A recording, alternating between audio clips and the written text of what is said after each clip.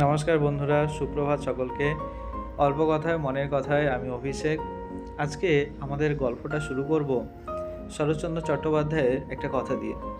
শ্রীকান্ত উপন্যাসে শরৎচন্দ্র চট্টোপাধ্যায় বলেছেন, বড় প্রেম শুধু কাছেই টানে না, ইহা দূরেও ঠেলিয়া দেয়।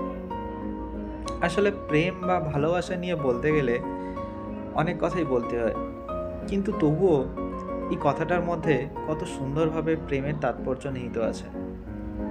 আমরা কারোকে ভালোবাসলে তাকে সারা জীবনের জন্য পেতে চাই, তাদের নিজেদের কাছে রেখে দিতে চাই, তার সঙ্গে সারাটা জীবন কাটাতে চাই।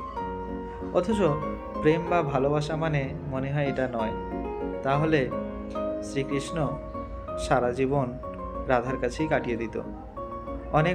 অনেক প্রেম আছে, অনেক ভালোবাসা আছে, যেটা দূরে গিয়েও অমর থাকে এবং কখনো পরিস্থিতির স্বার্থে বা কখনো নিজেদের স্বার্থে বা একে অপরকে ভালো রাখতে গেলে, ভালোবাসাকে ভালো রাখতে গেলে অনেক সময় দূরে সরে যেতে হয়।